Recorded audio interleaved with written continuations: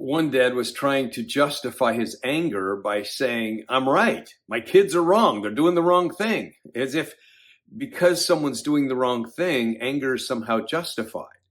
After all, Jesus got angry, he said, when someone was doing the wrong thing. I have a righteous anger. I think that's a dangerous way of thinking about family life, because sometimes people think that their anger is justified because they're right. This isn't just with his dad. Of course, children experience the same thing.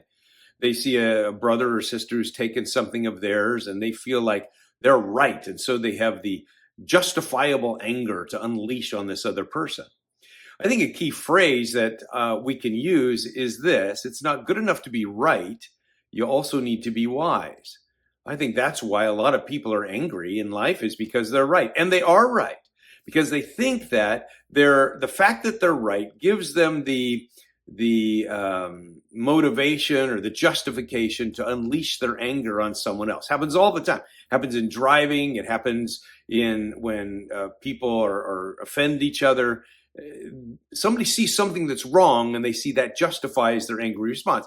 I think we need to be careful of that, because even though someone does the wrong thing, it's not wise for us to jump in and respond with anger. Often we need to respond because something's wrong. And so we need to do something about it, especially if it's something that's wrong and we need to make it right, or we want to point that out. But there's a way to do that. It involves all kinds of relational skills that children need and families need and parents need. And so we must not justify our own anger, because what it does is it justifies harshness. And harshness is what damages relationships in a family. So when we're harsh with someone, and often we'll do that because we're motivated out of our righteous indignation, then it damages the relationship, it hinders the closeness, and it starts to build walls in a relationship.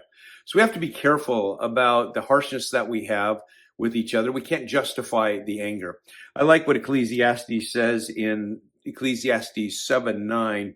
It says, do not be quickly provoked in your spirit, for anger resides in the lap of fools. See, when we're quickly provoked, then it's an indication that we have a problem. And so we need to let that anger be a little slower to develop. We need to find some other solutions that are wiser than angry responses, because anger can potentially damage relationships. Oh, it makes a statement about this is right. And so we sometimes believe that our harsh responses are justified. But when we're working in a family and we're trying to maintain relationship and build relationships, it's not just about pointing out the right thing. It's about moving a person toward change. That often requires some tact and gentleness. And so the person, it says, who's angry is a fool, who's just continually or easily provoked to anger. It's a dangerous thing. So what we need to do is we need to work on some of the other qualities. Okay, so look, this person is wrong, or something wrong just happened. What am I going to do about that? How am I going to come alongside? How am I going to bring change? Because the goal isn't justice in a family. You did this, so I'm going to unleash on you. The goal is training or discipline, which says I'm going to come alongside of you and help you see that this is wrong.